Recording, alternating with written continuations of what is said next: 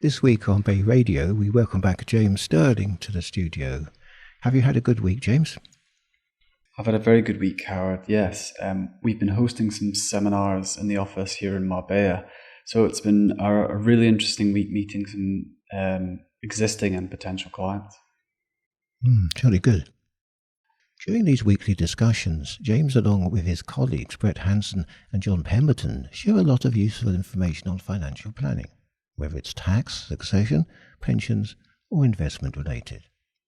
They often stress the importance of taking personalised financial advice, but I suppose the starting point has to be finding the right financial advice.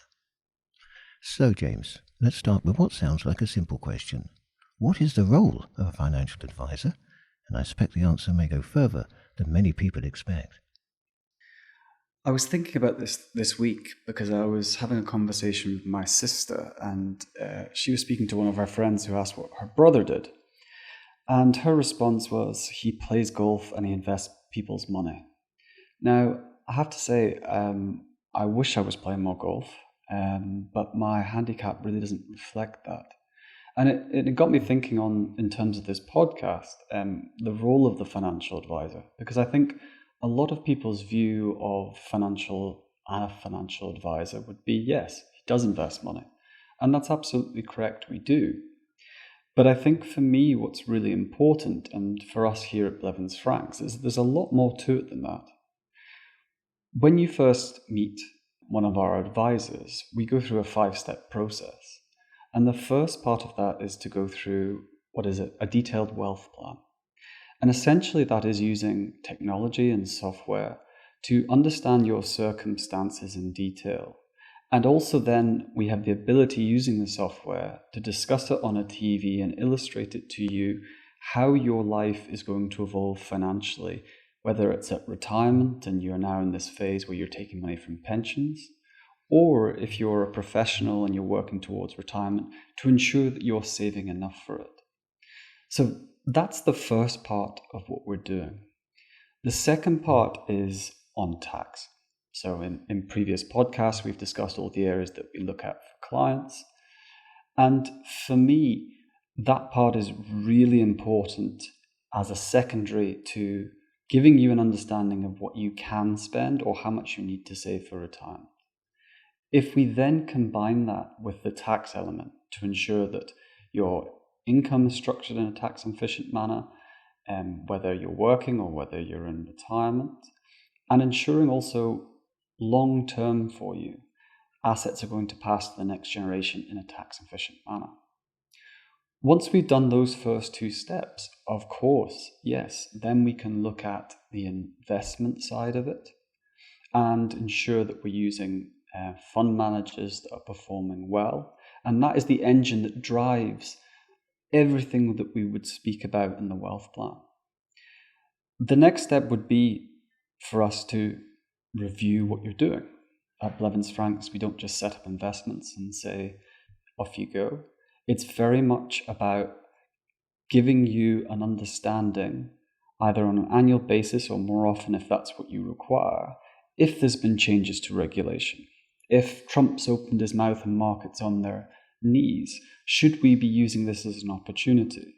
Has there been a giant change in your life that we need to talk about and then adjust?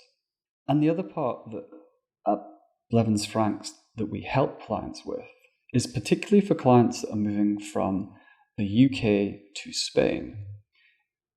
The start is really quite tough and very daunting. What do you do about the immigration side? What do you do about an accountant or a solicitor in Spain?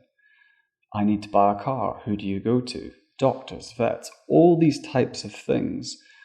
We've been working on this coast here for 50 years.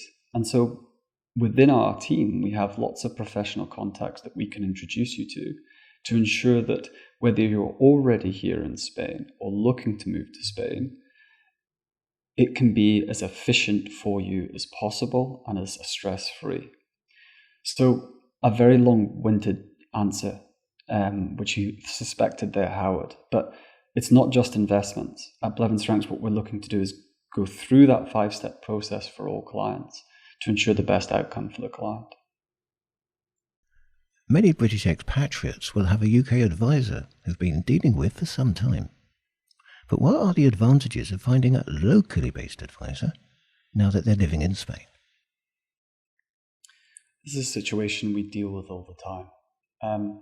What I've started doing for clients who are in the UK and who have a financial advisor there is sit down with them and the client to have a better understanding of their circumstances and also their experiences to date in terms of investments. Why do I think that it's better to find a locally sourced advisor?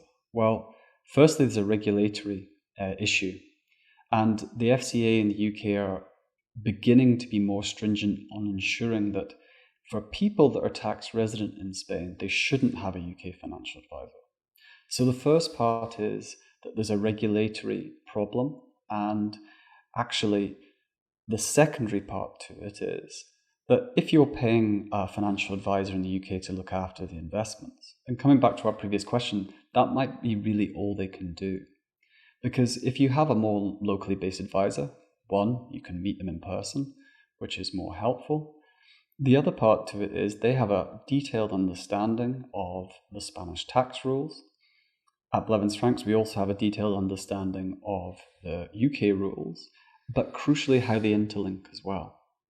So I often say to clients who are in this discussion and thinking about changing advisor, if the costs are similar, which they often are, then you're much better going with a locally based advisor to ensure that you're getting more value for your money. Because what's really important is, as we said in last week's episode, if you get these things wrong here in Spain, it can be costly. And here at Blevins Franks, we have a detailed understanding of what you need to do and when, and also an understanding of how to make things more efficient. So for clients that are questioning this, I would really urge people just to have a conversation to understand the potential benefits of speaking more locally. So, James, what should people look for when choosing a new advisor in Spain? Does the size and longevity of the firm make much difference? That's a really good question, Howard. We're fortunate here at Blevins Franks. We've been around for 50 years. We are also operating in 7 different countries, and we have tax specialists for each of these countries. So size does really matter, because what that means is we have the capacity, because of our size, to hire tax specialists who've worked as accountants in country to help our clients to ensure there's the best possible outcome. We've been around for 50 years, and I hope we're around for the next 50 years.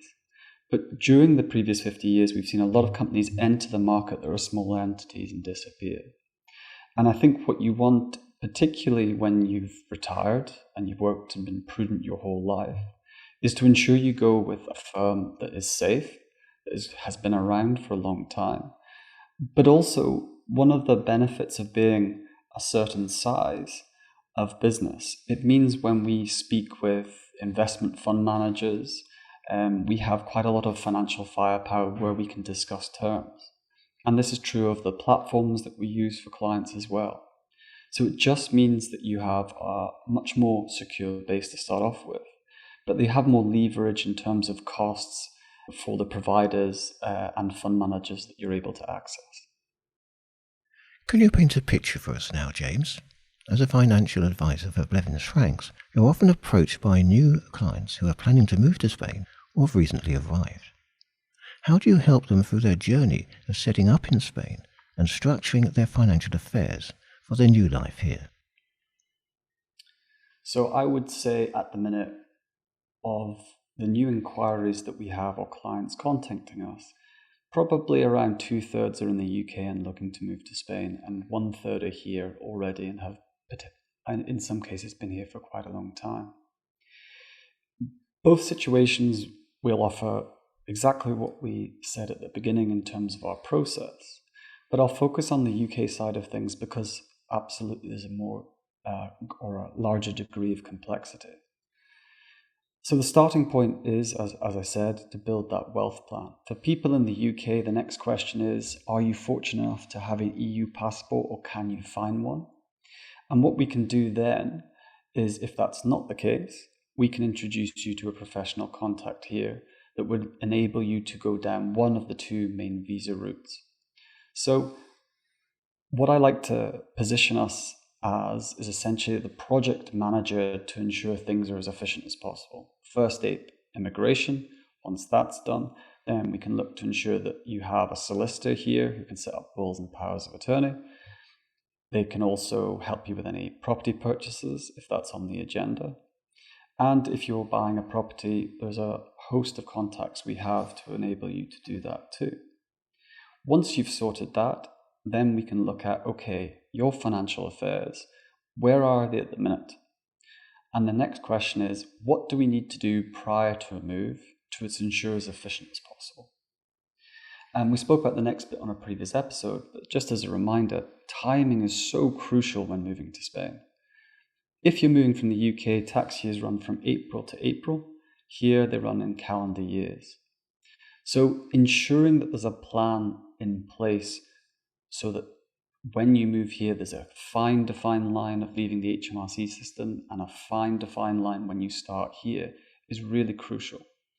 And what I would say to anyone even considering becoming tax resident in Spain, the sooner you can speak to either myself or someone else here at Blevins Franks, the more efficient your plan will be able to be.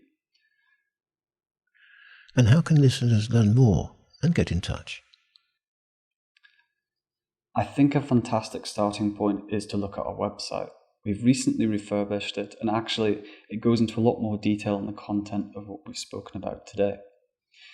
There's also a number of different guides you can download to give yourself a better understanding prior to a meeting of the information we may need, but also to give yourself an idea of whether Spain is the right place for you to become tax resident. So please do get in touch. As I said, the more time we have to plan, the better. And look at blevinsfranks.com. Many thanks, James. Always a pleasure. Thanks, Howard. Speak soon.